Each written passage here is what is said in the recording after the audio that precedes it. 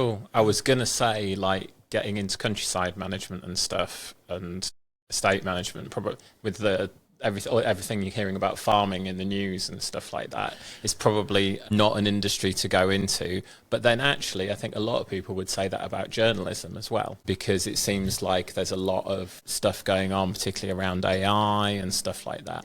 What's your professional courtesy? That's cool. It's my. I should remind.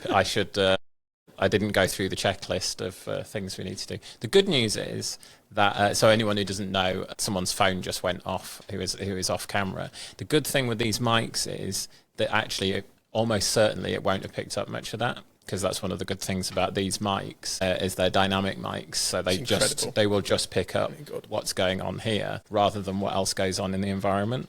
But I was going to say about going into journalism is potentially we keep hearing about how things like local papers, it's really hard, and kind of media. I mean, it just in the news yesterday was Sky buying up ITV and stuff like that. Yeah. What's your take on it? Obviously, as you've chosen to go into it, so yeah, I mean, so firstly on local publications, you don't really have local news anymore in the same way which you used to, and there's so many, like this publication which I've written for in Leicester before, amazing one, Leicester Gazette, is a sort of co-op, and it's owned by members, and it's sort of funded through university grants and this sort of thing, but I know that it's very difficult for them. Another publication which I've written for before, Hinckley Free Press, went under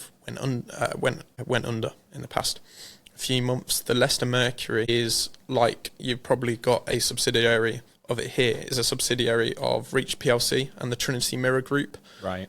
Which pose as local publications sort of all over the country. And while they've got some great local reporters all around the country, their sort of workforce is always being sort of chopped down, and they're running sort of skeleton crews all around the nation, and most of the actual output of these local publications is actually just stories from their national sort of father sister papers. So local journalism and regional journalism is a shell of what it once was, and it's consistently becoming a business model which is unsustainable. But national journalism, you know, we hear of all these different job cuts, and with my chapel, with the National Union of Journalism, not my chapel, rather my branch, you know, you get chapel reports in every week, and it's always ITV's cutting this amount of people, BBC's cutting this amount of people, Reach PLC have just cut 480 reporters across the nation, this sort of stuff. So it's getting smaller and smaller,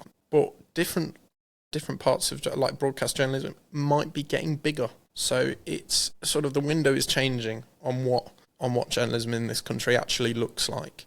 The circulation in all different papers, whether they be local or national, are sort of a tenth of what they used to be. So I really like the media space, because this is where we're sat here with the microphones and the camera and what have you in this studio. This is what it's going to become. So I think you probably are ahead of the curve. Thanks. In some ways, it feels like I'm running to catch up, because I was looking at it, and podcasting is a medium that's been around for like over 20 years now. As long as there's been like the Apple iPhone and stuff like that, there's been podcasting. But